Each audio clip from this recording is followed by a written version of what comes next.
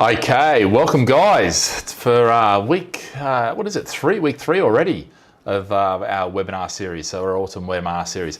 Actually, we've gone live out to YouTube and Facebook, so hopefully the stream all works and all our technical comes together. We've got two pieces of software that we're using, so all good. For you guys that were on last week, apologies if you clicked through to our previous webinar software. It was still sending out stuff even though we deleted it, but we should be back on track now. So welcome. If it's first time to join us, fantastic and great to have you on board. Today, so unlimited cash or almighty crash. So basically we're going to look at probably today's going to be heavy on the economics, but what I want to do is keep it really, really simple so that everybody can understand it. Okay. And look, I studied economics at school and at university, and I've kept up to date with it because obviously it does apply and does, more and more so as a property investor, and certainly as you build a larger and larger portfolio, you need to be mindful of these things. Okay. In fact, most of the questions I'm getting right now is based on economics. Okay. So we're going to go through some of that, but don't be afraid of it. Actually, it's pretty cool economics. And we're going to have a look at whether all this money they're dumping into the economy, which is about, they've increased this money supply by about 40% on what it was pre-COVID, which is uncharted territory. That's never happened before.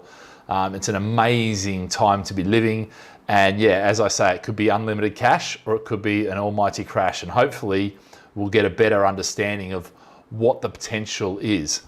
Are we going to be able to answer that question today with a definitive answer and a certain answer and a guarantee? Probably not, because there's a lot of things that can happen to it. But anyway, so let's get started. So first of all, I'd like to welcome Ritesh. Ritesh runs our London office. He's Director of New Homes at the Easy Track Property Group. So basically, Ritesh, why don't we give you a quick summary for everyone about your day-to-day role and what you do?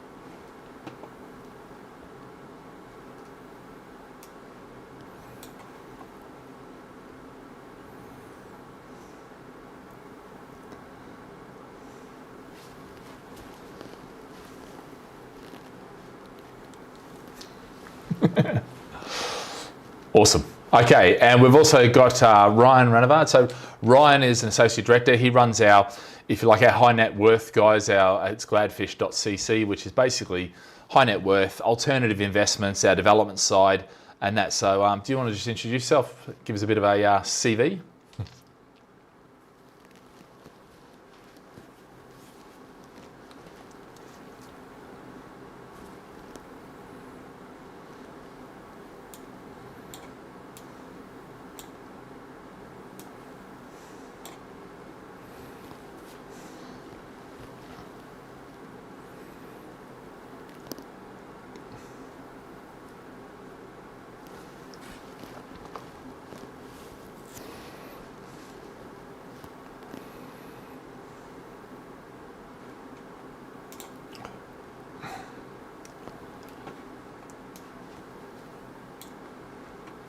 Yeah, absolutely. Yeah, it's certainly fun and games. I mean, but the amazing thing I find with this whole environment right now is that if you go back sort of 10 years ago, or last recession 12 years ago, it was groundbreaking then. It was, this has never happened before. This is, we've never seen this. We'll never see it again.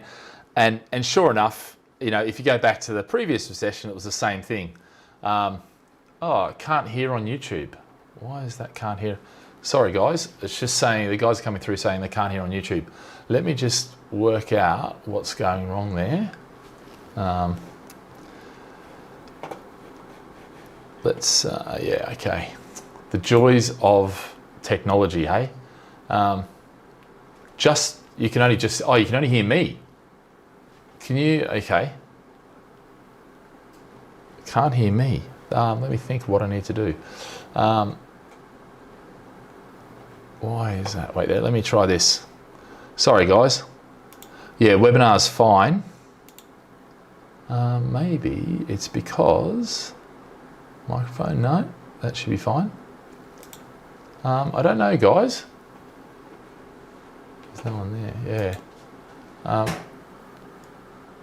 Can't hear Brett, but not the others. Can hear Brett, can hear, but not the others. Okay, I know why. Good fun. Guys, we're gonna have to, yeah, we won't be able to fix the YouTube stream, I think, unless we get, let me think. Yeah. No, I think what we'll do is we'll move on. We won't be able to do the YouTube, guys. Unfortunately, you'll be able to hear me, but you won't be able to hear the guys.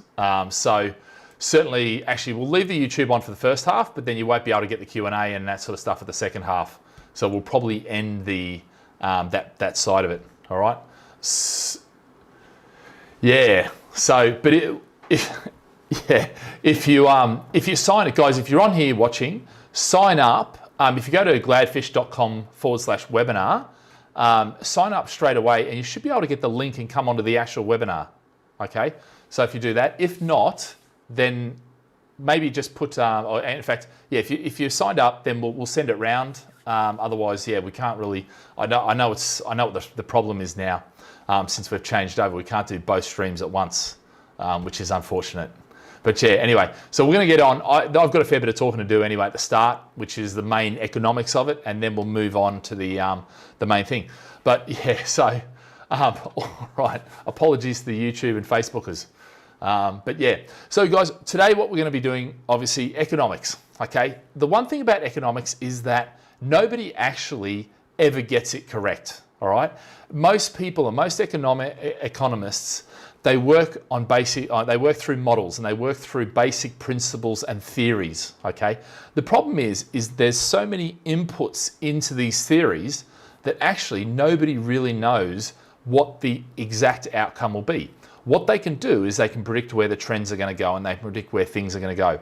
So the interesting thing is, and if we have a look at, traditionally what we talk about is two things. We talk about monetary policy and fiscal policy, okay? Now, why monetary policy is off the table, all right? Quite simply because in fact, really never before have we had such low interest rates for so long, all right? Now, the monetary policy is generally the raising and lower of interest rates. By raising interest rate, it takes the money supply, decreases the money supply. By decreasing interest rates, it increases the money supply, so it stimulates the economy. Obviously, we've got to zero. We're now talking about going to minus figures, okay, which potentially could happen. Fiscal policy is a little bit different. So normally what happens, how a country makes its money is by taxation, and that taxation then allows them to spend. But what the government also do, and what most governments around the world do now, is they use their central banks to borrow money from, okay? Now, for the most part, because they're a sovereign nation, people trust that, and effectively they give them low rates over a long period of time. So they've got a long time to pay it off, all right?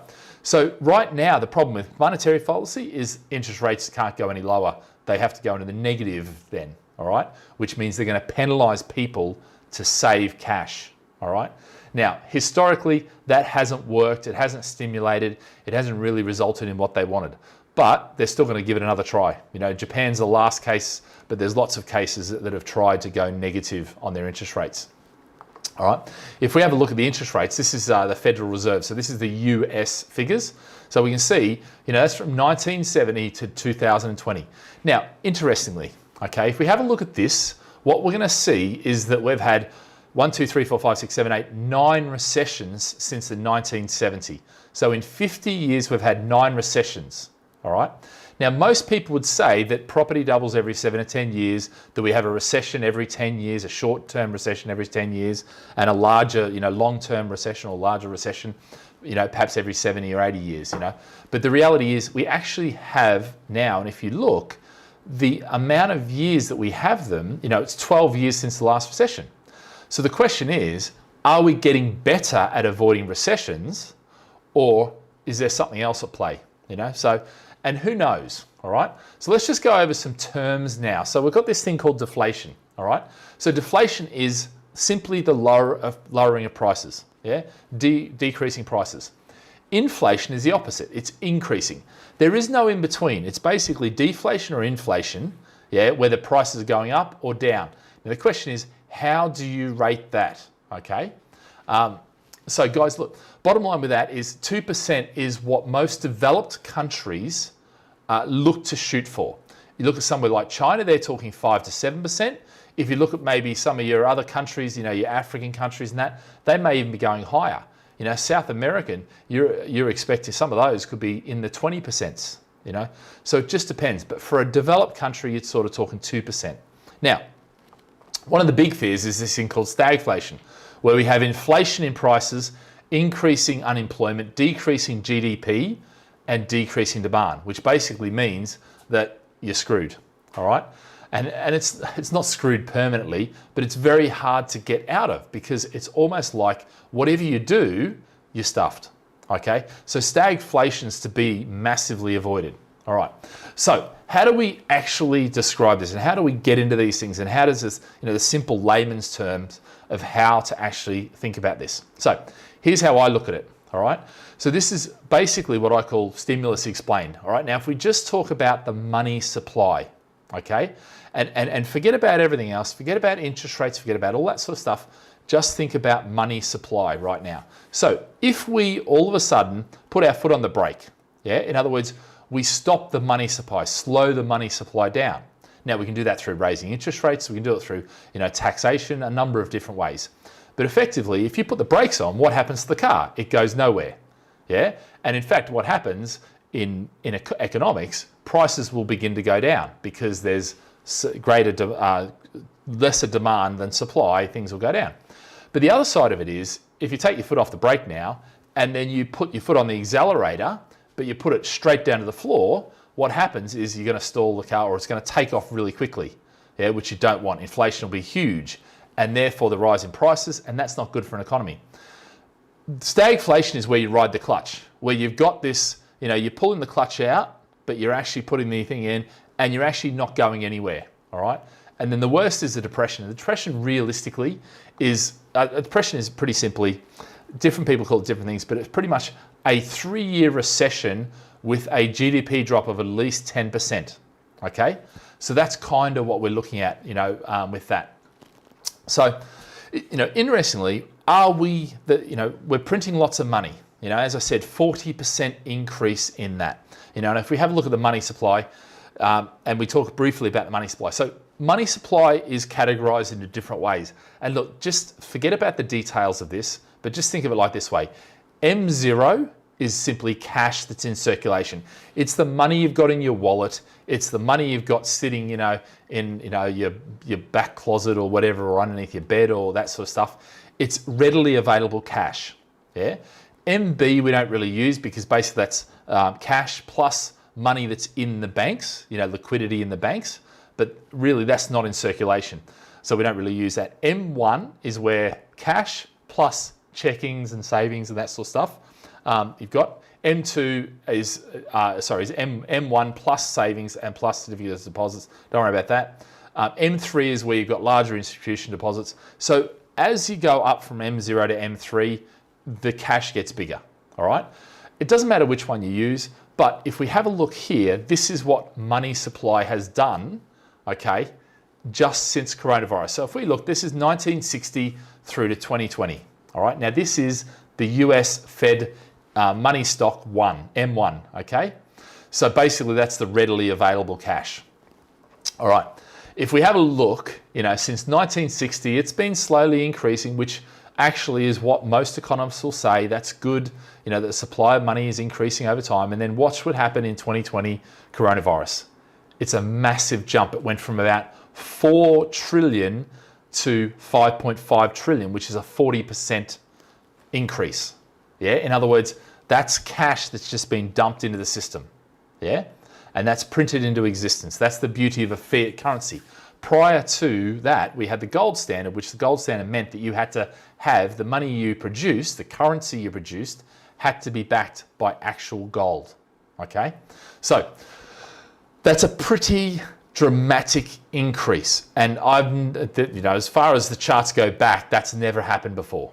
In such a dramatic fashion. all right? So the interesting thing is, what does that mean for us, okay? And I think this is what we've got to look at, because if we look at traditional economists, what they would say is, this amount of cash in the economy is going to lead to massive inflation because, you've put so much in, but unless the economy expands massively, that there's too much cash, and too much cash means that effectively there's lots and lots of supply, not enough demand, sorry, other way around, lots of demand because people have cash and lots of supply, therefore prices go up. That's not good, okay, when they go up too fast, yeah? So how do they rein it in? They rein it in through inflation. Inflation, too much, not good. So the traditional economists would say that's not a good situation. And in fact, a lot of economists now coming out saying we have to go and crash. We have to correct the wrongs effectively of this. The other side, and this is where there's not just one theory of economists. There's a number. So if we talk about monetarism, can it provide the answers? Well, look, it's a school of economic thought that basically says that in order to have a growing economy over time, which is what we need, you have to control the supply of money. And if you slowly increase the supply of money, then the economy will grow, And for the most part, that has been true. And, personally, I'm a great believer in this school of thought, okay? But I also think that you can go over the top. And, the question is, have we gone over the top? And that really is the question, I guess, now is, have we gone too far with, 40% increase is a massive, massive increase, yeah?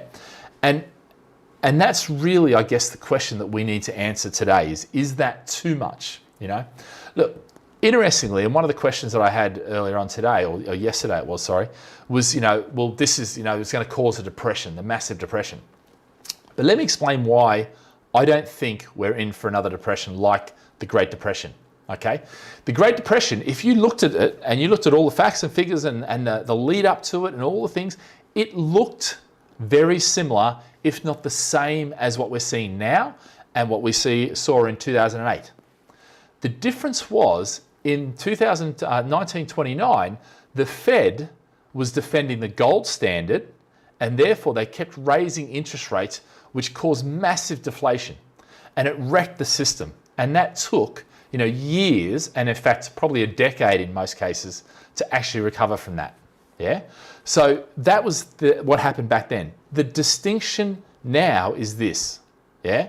That what we've done is the opposite. We've injected massive amount of money to promote spending, which has created the opposite thing. So basically what's happened is it's not a case of, what happened there is what happened there. The reaction was totally different, the opposite of it.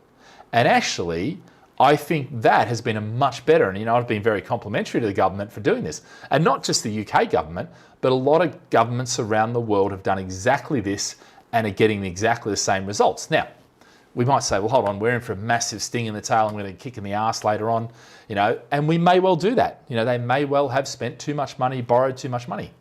However, let's talk about debt, okay?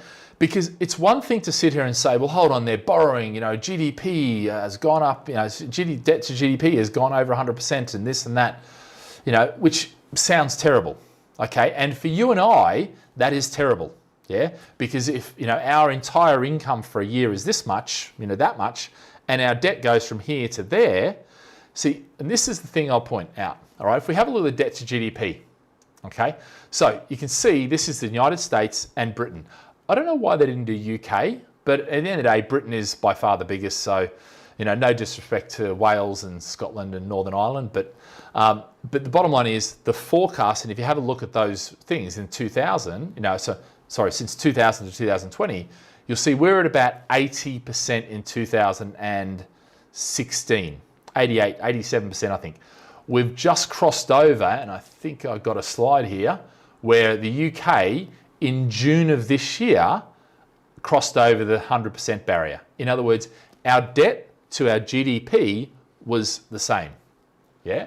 And obviously that was in June, so we've had July, August, September, October, November, coming to November. So we've had 5 months of serious borrowing since then, all right?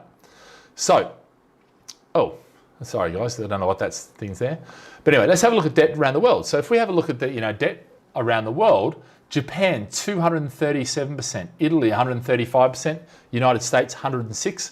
This is in 2018. All right, UK 2018. Sorry, it was not 2016. 86.8%. Yeah. So obviously that's gone from 86 to 100. Now, if you think about it, last recession we decided to do austerity, and we kept austerity to just before the election. Yeah. So interesting. If we have a look at debt around the world and debt as a percentage of GDP, yeah. So there's about 70 trillion worth of debt around the world. 31% of that is the United States. Then you got Japan, then China, and the UK is right down the bottom there at 3.5%. Yeah. Now for the 5th or 6th largest nation in the world, that's, it's not ideal, but it's also not, not going to kill us, if you like. It potentially could if it got too high. All right. Now, here's the interesting thing. So many people talk about debt to GDP as being the be all and end all, but actually it's not. Because if we think about it, you've got to consider debt versus debt repayments over time, yeah? Or over the term of the thing. Because what happens is, debt is the overall value. So we can say we owe, GDP is 20 billion and our debt is 20 billion. It's 100%, yeah? But the reality is, if that 100% is due in a year's time, and that 100% is at 7% borrowing, yeah, or interest rate, that becomes an issue. But imagine if that was at 0.1% or 0.2% over 20 or 30 years, okay, now that's a lot more affordable. So you've got to take, you've got to look at the right metrics. And actually, it's not necessarily about the level of debt, that is a consideration, but it's actually a lot more about the term of the debt, how long it's over. It's also the interest rate, and it is the level of debt. So there's different things. And I think you've got to account for all those. And when you account for all those, you start to build a slightly different picture than what the media may be giving you. Okay.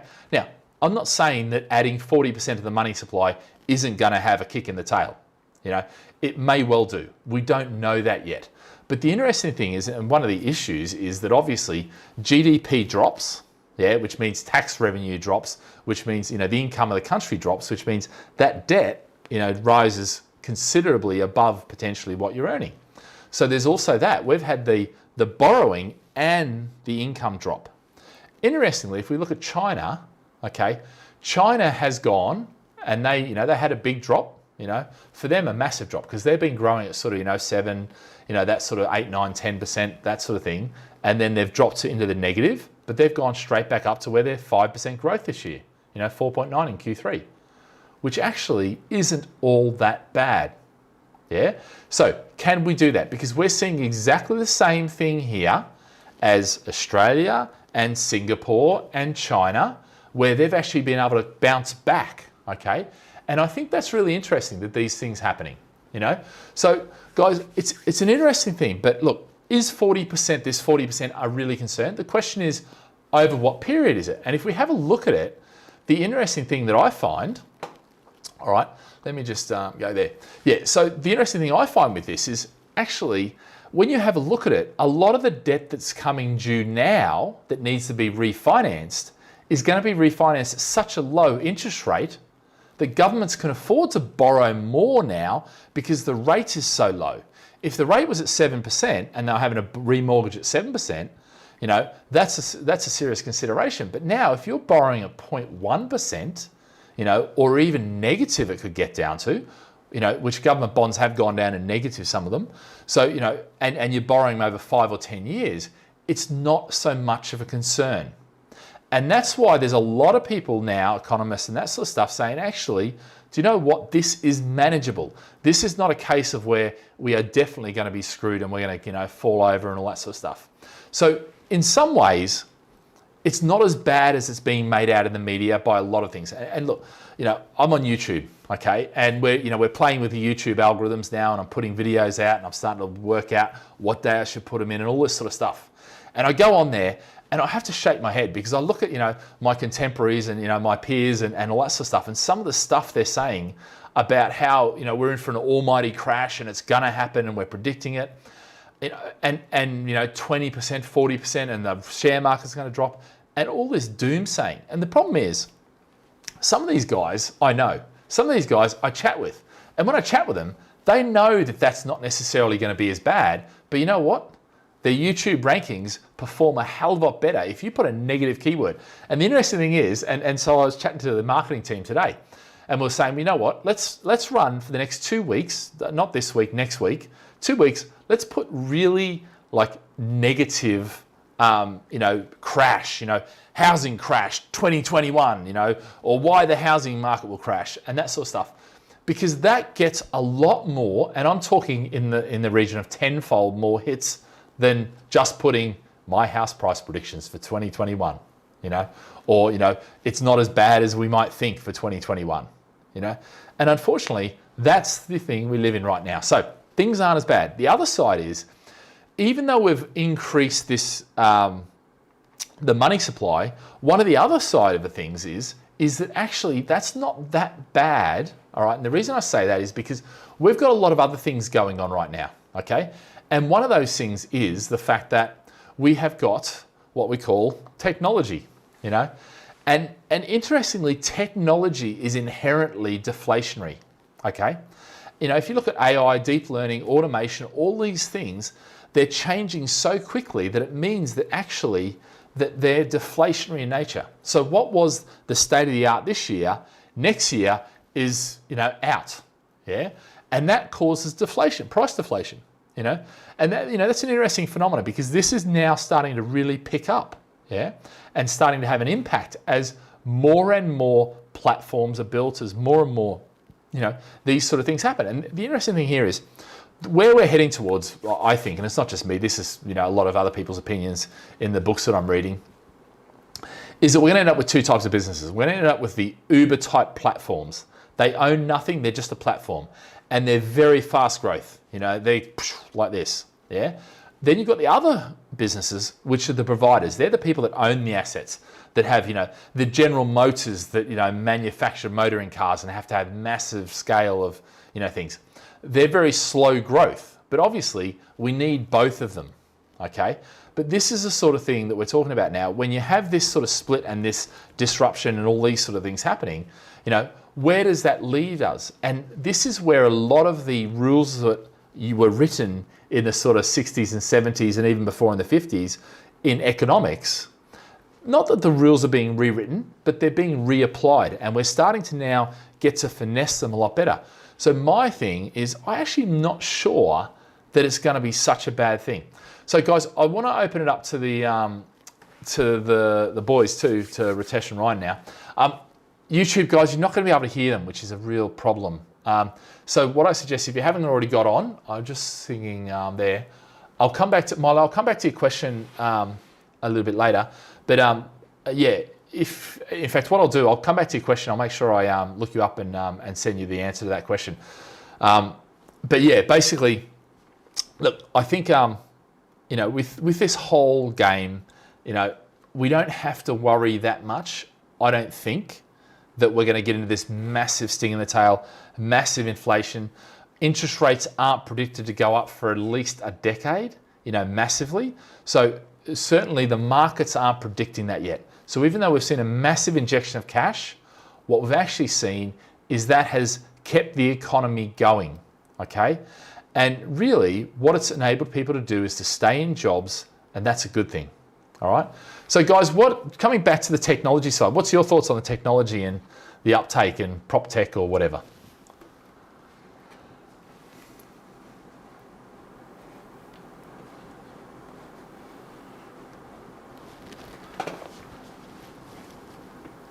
Yeah.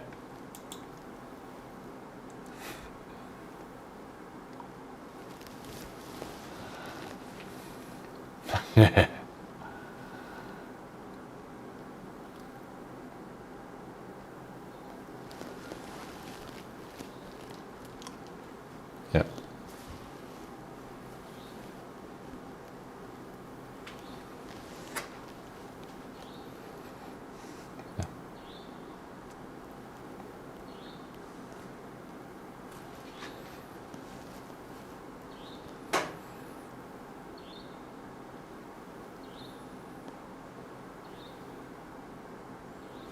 Yeah.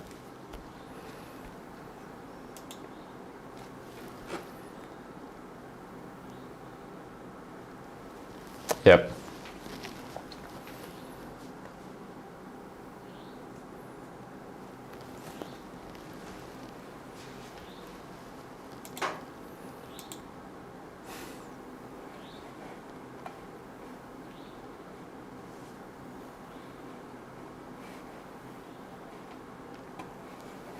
Yeah.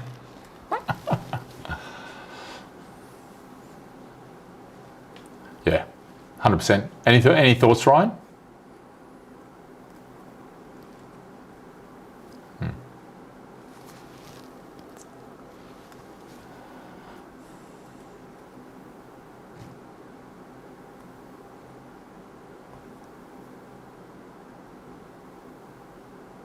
Yeah.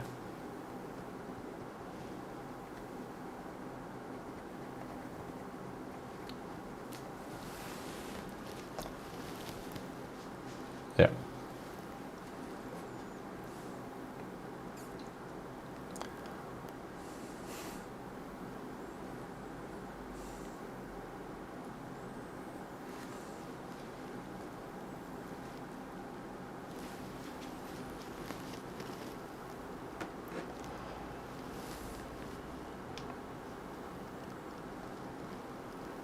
Yeah.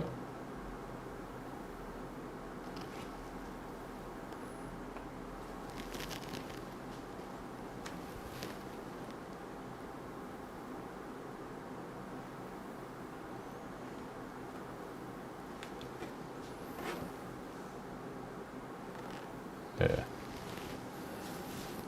Yep.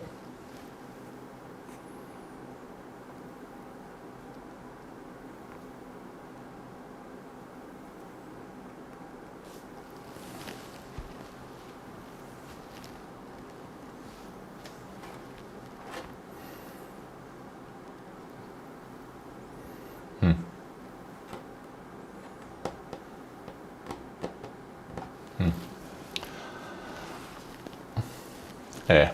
It's funny, I was on a panel, this is actually last year, I was on a panel, and it was with the employment minister in Singapore, and I was chatting to him beforehand, and we were chatting about schooling over here in Singapore, and Singapore schools are really well known for, well, the way their approach is, which is pretty much rope learning, and they get really highly educated people who, but the frustration is they don't necessarily have the ability to take that lessons and apply it in all different things, where the Australian school system's a little bit different, the English school system a little bit different.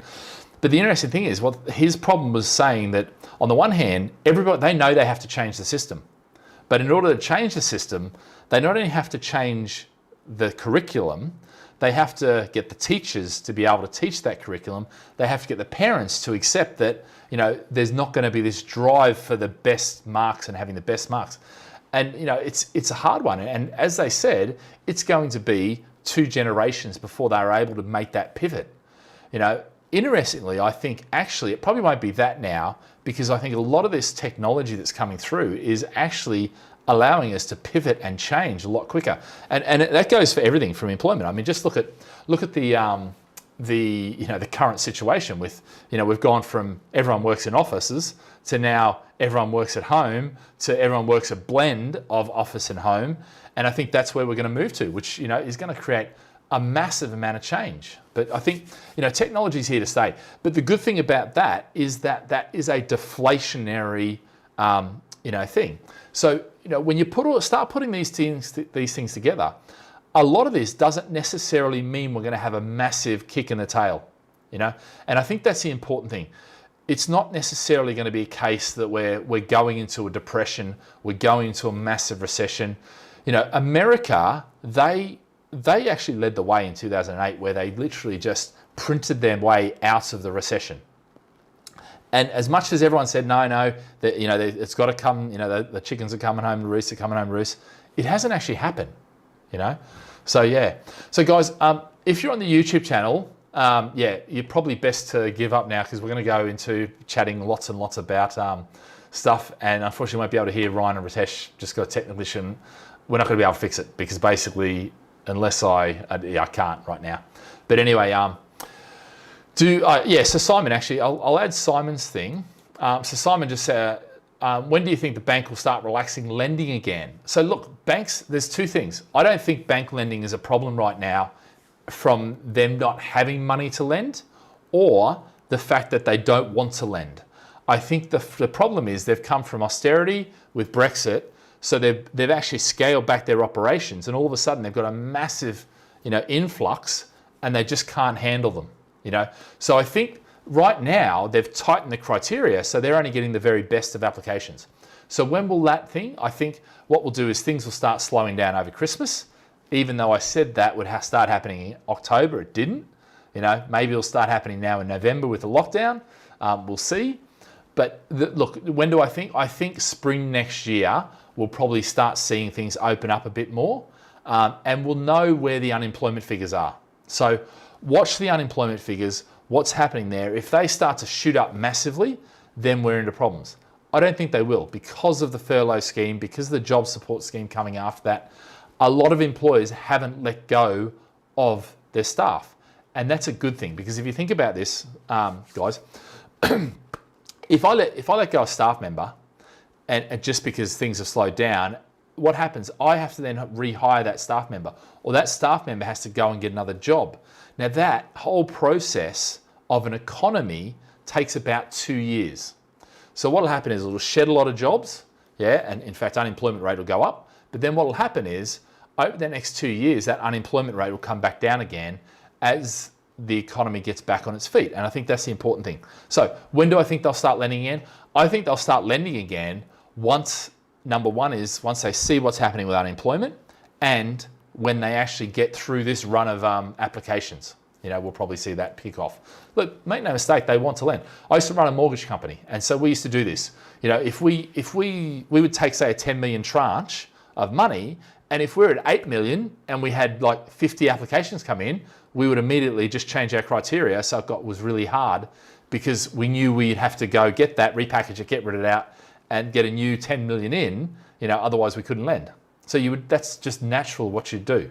And that's what's happening here, I think. Okay, so hopefully that sort of explains that one. So let's move on. So how do you prepare for this? So I guess, for me, what we're looking at here, how do you guys as individuals, because we can talk about all the big picture and the economics and all that sort of stuff. I think, from my perspective, okay, is we've got to look at it from this perspective. If you, in your individual circumstances, look at your debt levels and they're too high, get them down any way you can. If that means restructuring, paying back, remortgaging, because remember, rates are low now, so you can get low rates, okay? So get your debt levels down, because if it does, go into a recession, depression, and it, lingers and there's lots of unemployment, which could happen. It's becoming less and less likely for me, I think. But if it's going to happen, it's going to happen next year, I think. Things will slow down now, and next year's probably be a lot harder than this year. Because the other side of it is the stimulus from the government will be more refined now, where it was a blanket, furlough was for anyone employed. What you might find is next year, it's for this industry, that industry, this industry, that industry, but not this industry. Or this industry gets this, maybe more than what the general get. And they'll target it better, okay? Because let's face it, they don't want to keep funding, dogs. Yeah. So basically, they've got to decide where they want to put the money in. Yeah. So debt levels, that's the first thing. The other side is income levels, and make sure you secure your income, but also, if you can, increase your income. Yeah. Now that might be hard right now, but it may mean that on a business you've got to pivot. If you're a salesperson, you've got to look at where your leads are coming in, where your sales are coming in. Spending, you might have to decrease your spending. You might have to look at alternative income, a side hustle or something. So things like that. What are your guys' thoughts about that?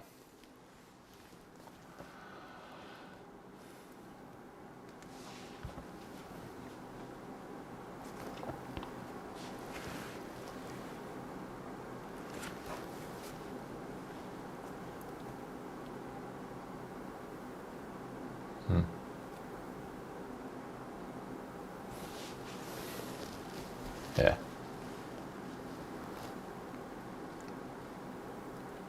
Yeah.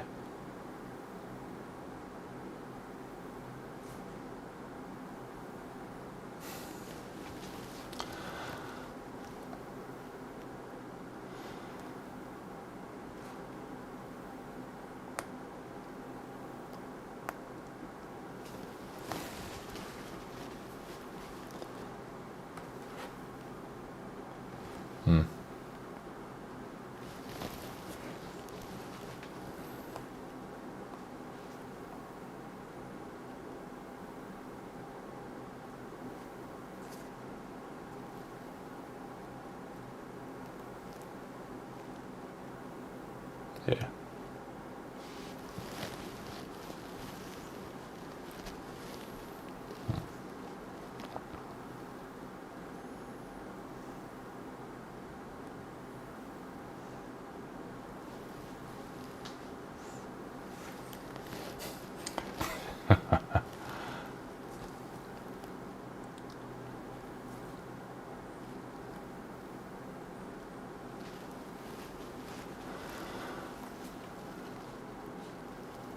Yeah. No.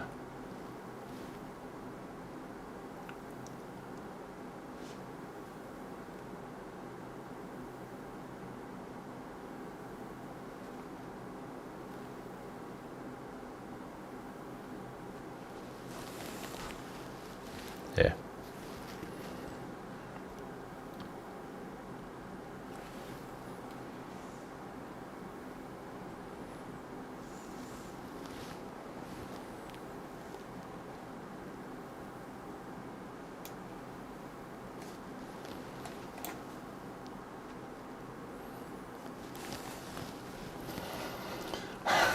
Yeah.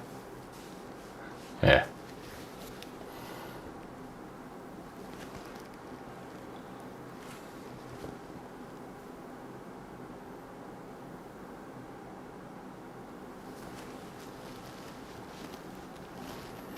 Yep. Any thoughts, Rit?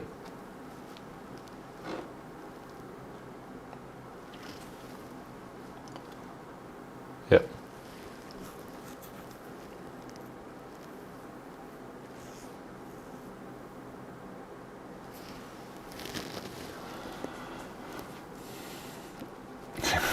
Yeah.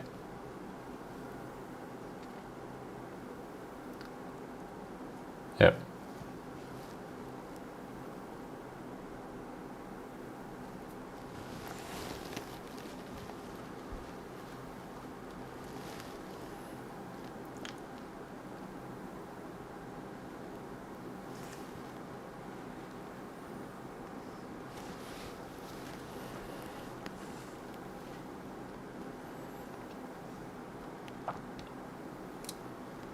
Yeah.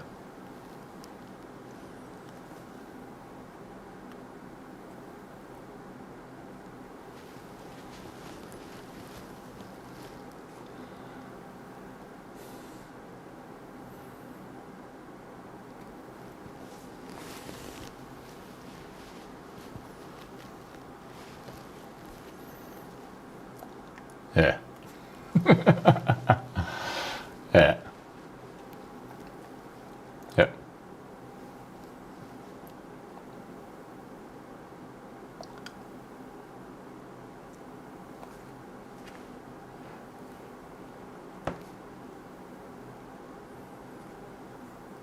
Hmm.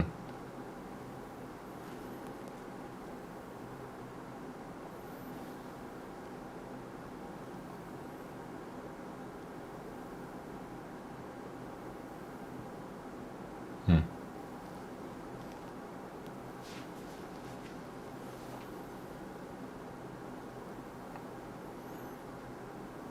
Yeah.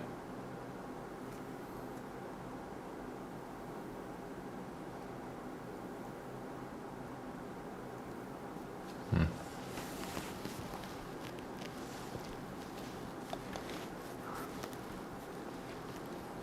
Yeah.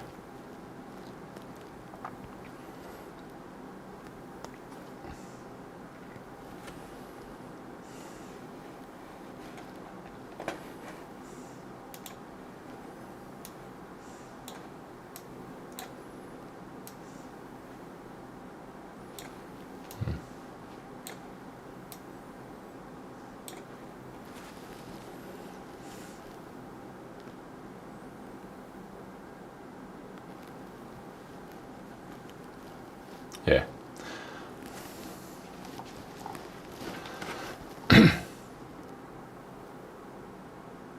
Yeah. I think, yeah, I think that's really important. I mean, we talk about zigzag, when others zig, you zag, or contrarian theory, depending on what you call about. But I think that's really important right now is because, there's an element of, if you don't know what you're doing and you're not educated and you're not experienced, then of course the tendency is to sit around and do nothing, you know. But what happens is, you know, if by the same token, even when it comes back, you know, and the market returns, you still sit around because you procrastinate. You know, whereas what you find is the experienced people, they're the people that are moving now and actually have been moving for probably, I did a video back in, I think it was one in March and then one in June. And in March I said, smart money's at the starting blocks. It's waiting for the moment. In June I said, smart money's working now, you know, and that's when they were getting in. Yeah.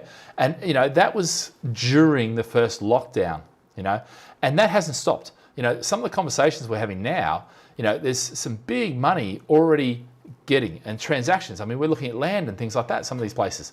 And it's just, you know, it's damn near impossible to get it unless you want to really, you know, keep negotiating your price up. But that is natural. And this is what happens. The people that have got experience, they're jumping in now. And then they'll start building it out. And so in another 2 years' time, that stuff, you know, will bounce back. And that's what it'll be. You know, so, but obviously if you're not experienced, you're going to be sitting around there and you'll wait for that 2 or 3 years and probably buy it up here, you know. So yeah. But anyway, talking about property. So I think tips for buying property, and you know, you mentioned a few of these, you probably jumped the gun a bit, but that's all right. You know, buy in the best areas because they rebound the quickest. Buy with the best fundamentals because they've got the best long-term prospects. And I've also put in there disruption opportunities. So things like commuter towns, tech cities, you know, work from home, you know, office blend. So, you know, your commuter places where you go, actually, it's a really good environment to live in that environment. It's close to the best schools. So Milo, this might answer your question about, you know, Milo just said he's on the YouTube channel. I don't know where he's there anymore, but anyway, I'll chuck it on. You know, I'm buying a family home, good school catchment around 1 million in Zone 5 London. Should its value hold better in terms of term versus average in 2010 because of its quality, or fare worse because it's expensive? Well, I think number one is £1 million house in Zone 4 isn't necessarily expensive, okay? Sorry, Zone 5. Depending on where it is. You know, I'm not sure what street it's in and all that sort of stuff. So is it expensive compared to a £200,000 house? Yeah, it is. But if, you know, that whole street is a mill, then actually, you know, it's probably going to fare fine. The other side is we're actually seeing that, you know, people are moving out. People are looking out into the commuter towns. So Zone 5 is not that far out these days. So I think actually, you know, Milo, you know, I think you'll fare pretty well because we're already seeing the London market start to move. You know, I did on my live stream last week, I mentioned about the fact that Zone 1 and 2, or prime central London above 10 million, there was more sales value this year than there was last year. Yeah. So, you know, despite lockdown and despite the media and all that sort of stuff. So actually, London kicks first, and central London, prime central London kicks first, then it sort of ripples out, you know, and so that's kind of what we're seeing. So what are your thoughts on areas? What are your thoughts on, you know, buying property?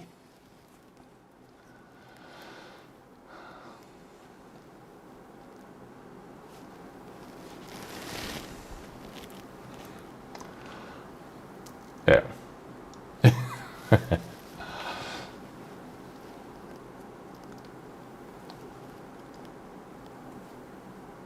Yeah.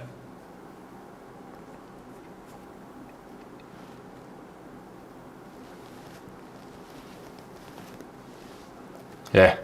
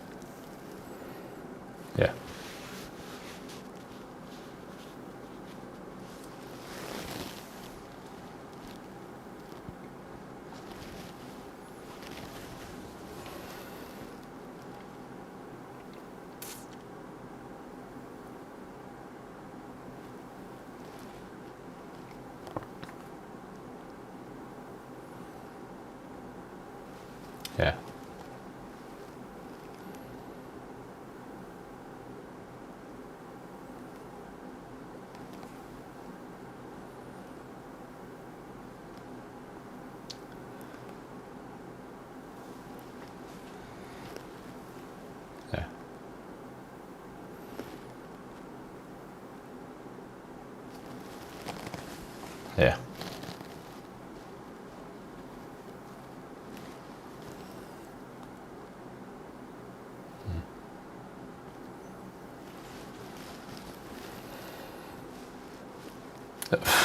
Haven't we? Yeah. Yeah. Yeah.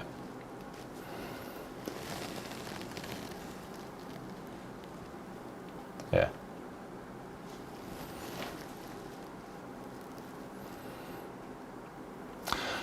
But I think one of the other points too, you know, there's one thing to model the property scenarios, but actually there's the other side too, which is modeling your individual scenarios. So if I lose my job, what job do I get back? You know, what happens if the price goes down? You know, these sort of things. If you start modeling those, you actually get a lot more certainty, which is, you know, something that, you know, Simon mentioned, you know, a lot of uncertainty at the moment. And there's always a lot of uncertainty. I call it the white noise. It's always there. You know, it's like the old TV screens, you know, without a channel, they just shh in the background. That's always there. And it doesn't matter that they can be going at 15% a year and everyone's talking about how it's going to drop. You know, it can be dropping 15% a year and everyone's talking about how it's going to go further. You know, it's like there's always that there. There's never the certainty. And the way you get the certainty is by getting educated, getting really good quality advice around you and, you know, working with professionals, you know. So, yeah. Sorry, Ryan, you were going to say something?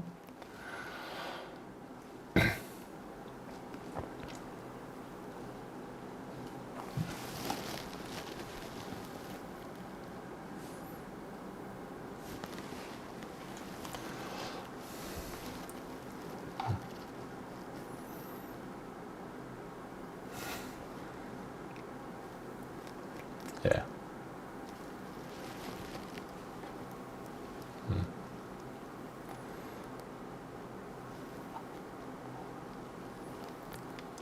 Yeah.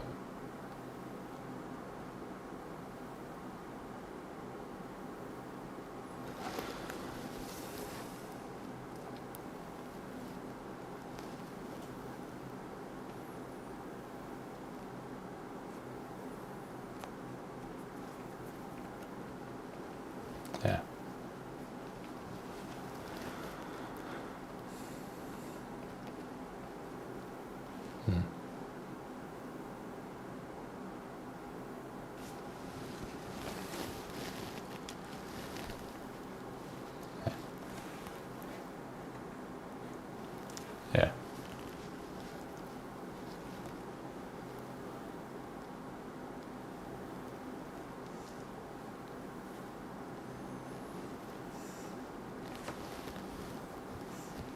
Yeah.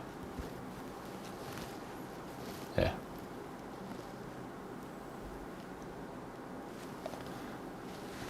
Yeah. Yep. Yeah. 100%. Yeah. Farouk, I saw you. Yeah, you can't hear. Unfortunately, you can't hear Ryan and Rit. But what I'm going to do, I'm actually going to pull the live stream off. I'll insert their bits in.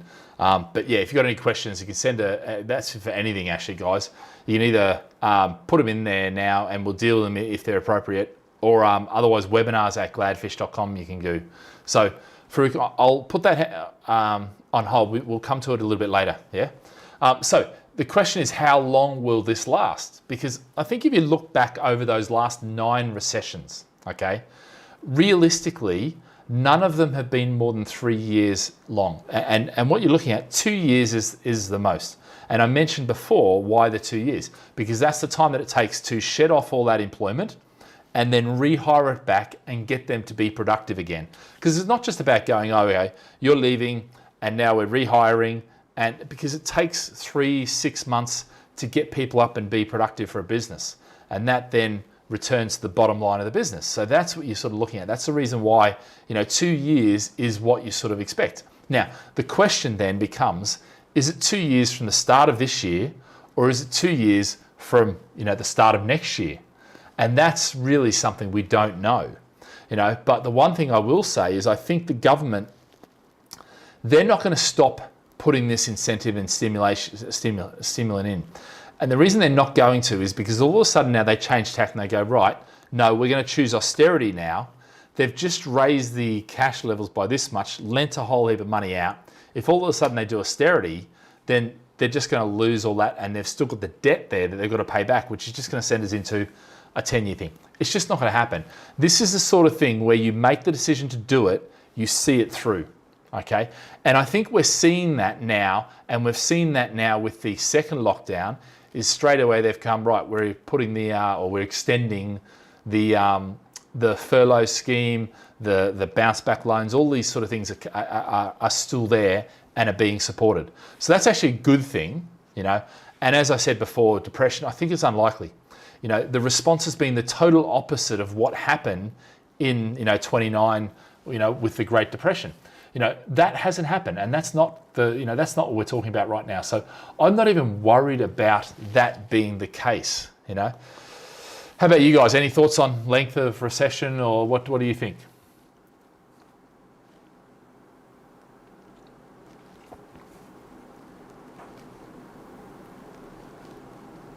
Yeah.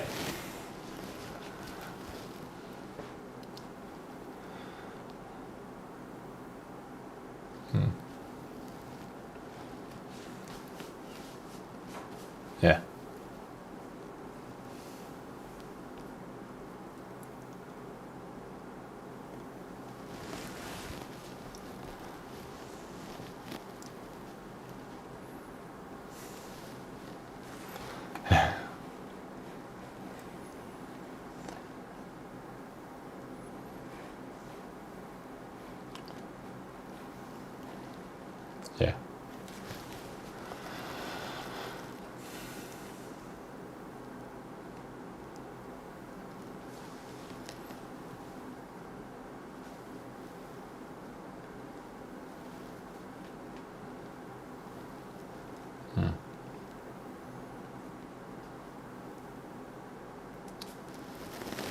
Yeah.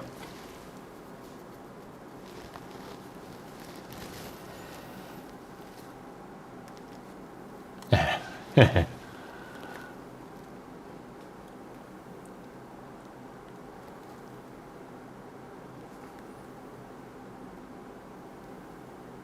Yeah, yeah, 100%. Yeah. I just thought I'd jump in here. So Sean just mentioned 10 years, okay, and I'm assuming that he meant 10 years. You know, how long is it going to be before we, how long is it going to last? The interesting thing is, and I know what he means. I agree with him on the 10 years. It depends on how you answer the question. Depends on what we mean. When I say 2 to 3 years, I'm talking about the recession element where things are, we're shedding jobs and we're just trying to get back to where we're rehiring those, so getting the unemployment rate back down. Sure, the sting in the tail could be 10 years. The debt that's accrued now could be 10 years before it's paid off. So, in some ways, it's not that I don't agree with you, Sean. I think actually, yes, it could be 10 years and, elements of that. And certainly if you go bankrupt, that can affect you for a long time, so on an individual basis, yeah, it can affect you.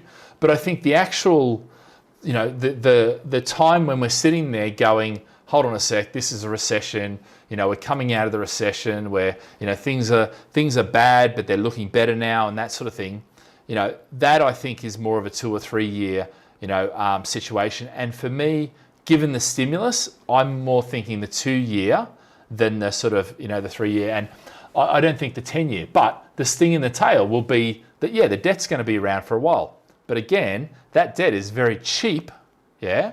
For, government debt right now is very, very cheap. And so therefore, is that going to affect us from growing? I don't think it will. Now look, I'd love to get 10 different economists on here because you would get 20 different opinions, on this, because nobody agrees with it really. And, but it is amazing because look, I'm not an economist by any stretch of the imagination, but what I am is I'm a guy who studied economics at school and university. I play with it, I understand it, I read books about it, I keep in touch with it. But the thing is, what I find is that a lot of economists are continually predicting that there's got to be this massive correction, there's got to be this massive correction, got to be this massive correction. And I know a couple of these guys who have been predicting that for 30 years that I've been following them, and it's never come true. They continue to get, and they're forever predicting it within the next year, within the next year, within the next year, and it just doesn't happen, So I'm not saying that it won't, And I'm not saying that we might end up in an almighty crash, and we could all be wrong, and the doomsayers could be, that case. But I'm optimistic because I think that the governments around the world, and because we've all gone in this together, and we're all doing the same thing together, I think that stimulus and the approach actually could see us come through this. But yeah, it's going to mean that debt levels are higher and all these sort of things.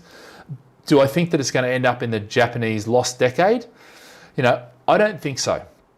And I think most countries are going to try and avoid that like the plague. So yeah.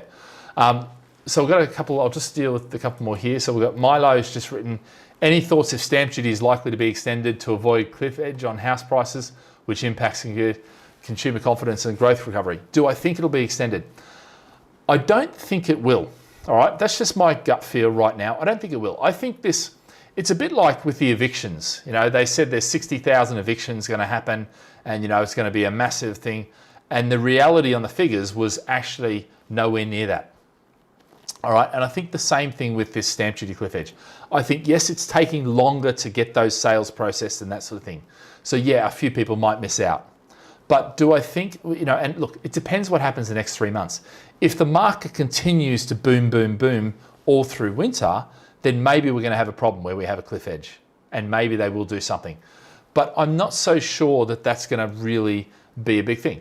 Will they maybe change it so they integrate it back or, graduate it back in? Possibly, but I think it depends what happens over things. If things slow down now, and the backlog is able to catch up, then I actually don't think there will be. I'm not going to see it. I'm not planning on it being extended. Yeah, and then Sean's got another one. Money's too cheap. We could have inflation, which is confused with growth. 100% agree. I think look, we could have inflation. I think we definitely will have inflation, but I think the question is that inflation going to be so high that it's of a concern? I'm not so sure. I think, if anything, what we're going to be having is a period, and it could be a decade, okay, of lower rate of returns on various things, which means things like property, which we used to say property doubles every 7 to 10 years. It's the biggest assumption in property. Shares used to. I remember back when I was, when I was in my 20s working for an IFA, we used to basically be able to say, that we could get people sort of 10 to 12% returns. And that was kind of expected, But then, of course, now we're lucky to get sort of 5 to 8%, returns. And even now, if you look at, a lot of things, they're not even getting that. So times have changed, So yeah, look, this is not, and I think, if we sort of, bring it to the summary, look, do I think there's going to be an almighty crash? I don't, okay? Well, have you guys got any thoughts on that? What are your thoughts? Almighty crash or?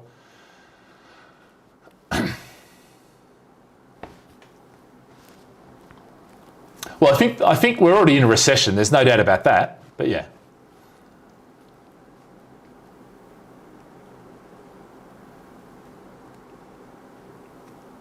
Yeah.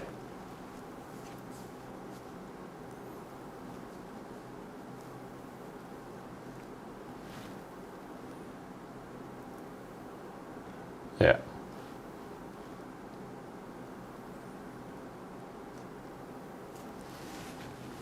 Yeah. Yeah.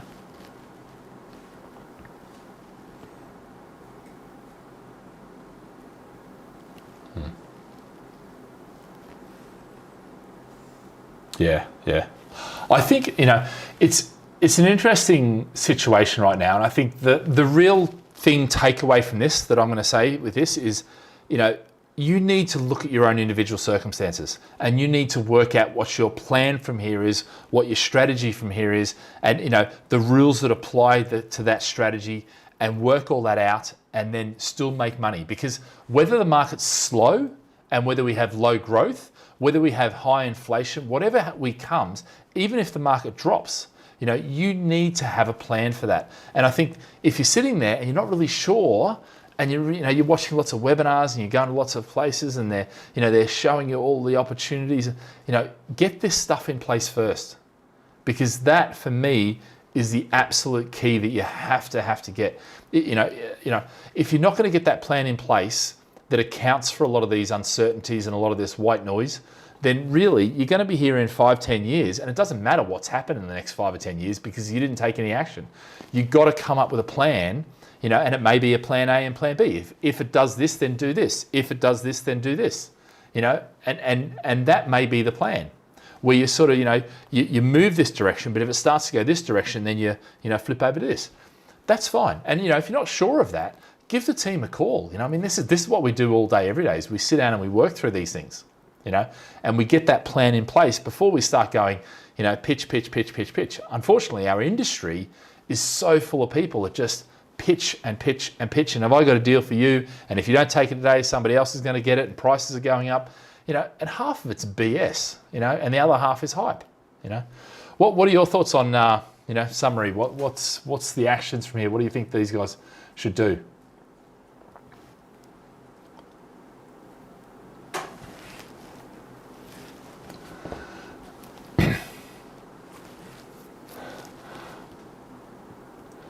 Yeah.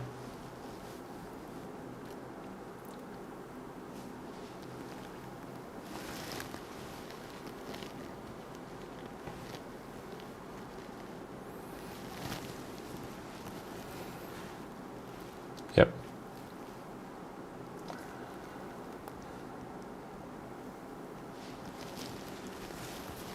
Yeah.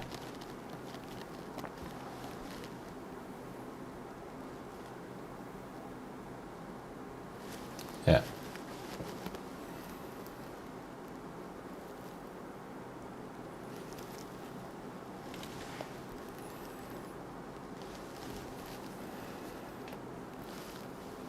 Yep.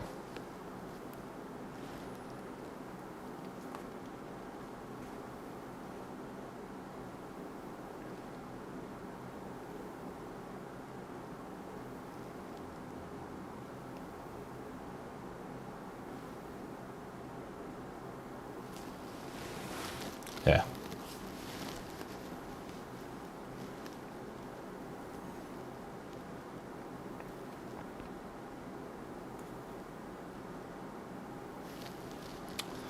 Yep. Or find something else. I mean, for me, sit tight and wait is not really an option these days, you know, because you can lose a year or two.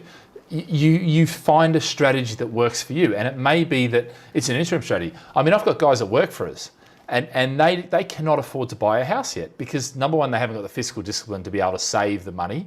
They're just doing that, so they've just got into that. And number two is they haven't got their income high enough, you know, to get a property that they want. So we're working with them on that, with the plan that once they've got that sorted, then they can get into a house.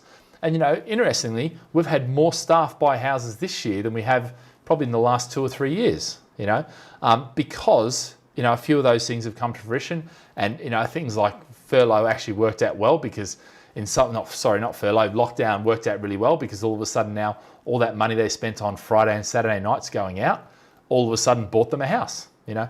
So, you know, by all means, you know, don't rush into things, but by the same token, don't sit around on your ass and think that you've got time because, you know, that clock is speeding up, you know, whether you like it or not. So, yeah. Any final points, guys?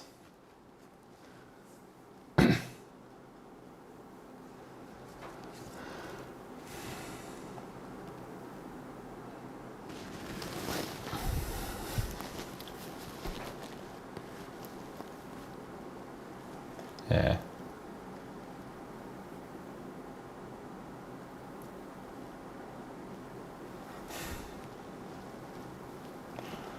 Yeah.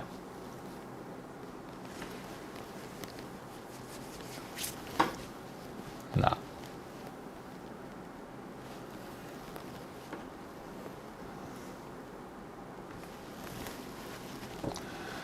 Yeah.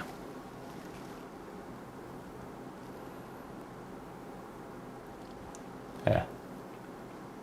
Yeah, 100%. Yeah.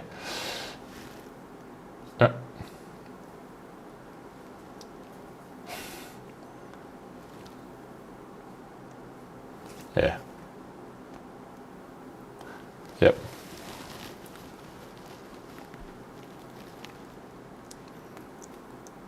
No.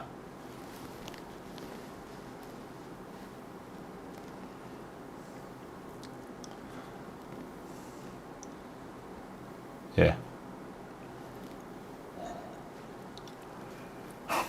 No. No. Unfortunately, most people will sell it to you like that. It's get rich quick, and you got to get rich now. You got to get in now. You know, but it's not that case. As we say, the best deal in property comes along every day. You know. So one more. I've got another question. So do you also look into commercial property opportunities? We don't do commercial property as such. You know, pub industry, that sort of thing. You mentioned pub industry depressed now. It could recover with vaccine news. It's not really what we do. You know, we're resi. You know, we're a resi company. In saying that, that's not to say that, you know, we don't know a lot about the commercial. My concern with the commercial property right now is depending on what industry that's in. Okay, pub industry is suffering a lot. Will it recover? I guess, again, it depends where the pub is. You know, I think, you know, if you're in London pub, then you're probably going to struggle for a little bit, you know, because London really has, you know, have their things. But I think, you know, there is lots of opportunity out there, you know, whether it be resi, whether it be commercial, whatever it is. You know, Sean's just asked, what's your prediction for interest rates?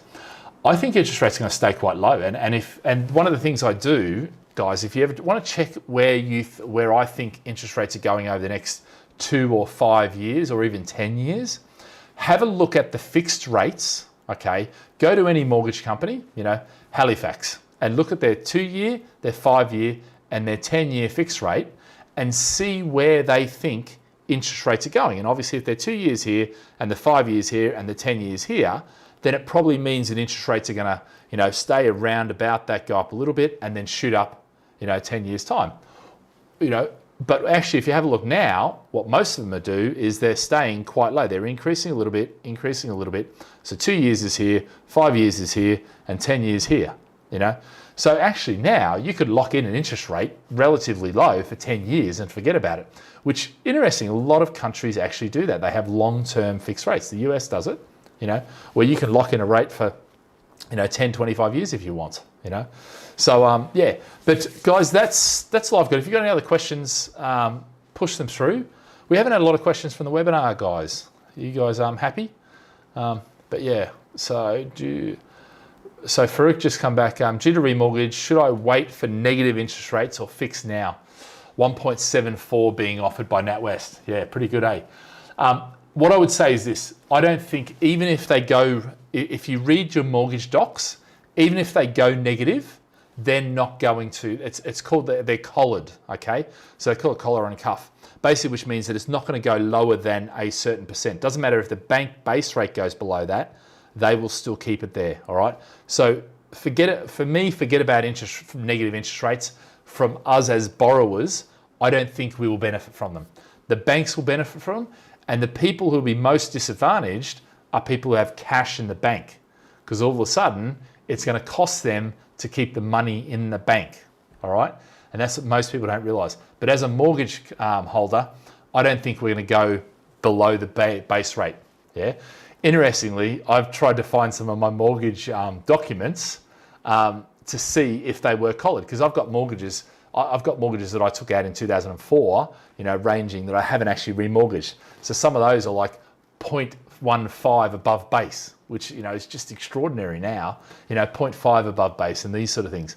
But I don't think they're, even with negative interest rates, I don't think they're going to pay me to keep the mortgage, okay? That's not the case. It's more a case of, you know, what it's going to cost the savers to keep their money in the bank, all right? Yep.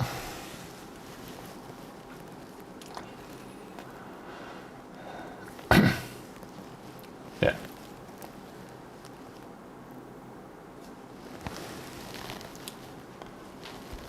Yeah. Yeah. Yep.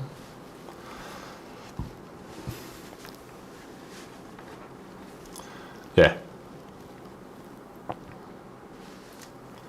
Yeah, no, 100%. Rich, just for the YouTube guys, Rich just said that that it won't force the banks, but it'll encourage them to lend that money out. Yeah, and that 100%, you know, 100% agree with. So look, you know, for me, my attitude is actually things are going as good as they can be. You know, we've got the coronavirus, which, to be fair, you know, I mean, it was bound to happen. It's bound to happen again. But the reality is, just hopefully not for another 100 years, you know, or more. But the reality is that they have responded, from my perspective, in a really good way. Yes, they've taken a lot of debt. Yes, they could have done things better. They could have communicated better. But actually, given the, you know, the scale of the emergency, you know, actually things have been pretty damn good, you know. Now, that's not discounting that if you've lost your job, if you're unable to pay your rent, if you're unable to pay your mortgage, if, you know, it's a horrid thing, you know. But, you know, as a broad-based policy, you know, the government's done bloody well, you know. And as much as, you know, Boris is a bit of a buffoon, you know, and sometimes I wonder whether he is intelligent or whether he's just bloody damn lucky, and, you know, actually they've pulled it out of the bag. I think it could have been a lot worse, and thank goodness they didn't go, right guys, we're not going to take on debt, we're just going to go austerity, and we, you know, because we don't want to borrow money we don't have. No, I think the fact that rates are so low, they can borrow. You know, the banks were prepared for this, by the way. The banks, and, you know, if you look back about 2 years ago when I started predicting this happening, not coronavirus, the recession, you know, I was talking about how the banks were cashed up to the max, you know, ready for this. And that was part of what they did, you know, that they makes. And that's why bank lending has been so hard for so long, because they've had to keep that bank in. But yeah. All right, guys. I think that's it. There's no other questions, is there? Oh, sorry, wait there. No, I don't think so. Yeah, okay. All right, guys. So next week. So let's talk about next week. So next week we've got the impossible property dream, 100 properties or just 4 to freedom. Well, we've got Dan back after his midterm, what is it? Yeah, not what do they call it? Not midterm. I've got American, half term. I've got my bloody American head on. No, look, so we're going to talk about why we think and why I think 4 properties is enough to create freedom and certainly set you on the path. You don't need to be thinking about 100, and I think that's really good. You know, I'm quite excited about that one, because we'll look at financially how that works and how it comes together, even in today's money. Okay. All right, guys. Well, thanks for joining us. And yeah, so out in YouTube land, I'm sorry about the technical difficulties. We're getting there slowly, but slowly we're working on the, you know, things. But for the guys on the webinar, thank you very much for joining us. Any questions you've got, and this goes for anyone, if you've got questions, webinars@gladfish.com, and I'm happy to record videos or answer them live on my live stream every Wednesday, 12:30 on my YouTube channel or on my Facebook channels. I come to you live and we cover the news from a property investor's perspective. Or if you're on the YouTube or Facebook and you're watching this and you're not signed up, you can sign up. Just go to gladfish.com/webinars and go to the autumn webinar series, when, you know, number 4 next week. So we've got 3 more to come. Sorry, 4 more to come now. This is number 3. So yeah, and we'll look forward to having you on. And guys, we'll see you next week. So yeah, thanks Rit, and thanks Ryan, and thank you all. Excellent. Cheers, guys. And be sure to subscribe to my channel if you're on YouTube, you know, and actually click the like button if you can too, even if, yeah, the audio's been a bit of a mongrel. But anyway, guys, thanks very much. We'll chat later. See you later. Bye.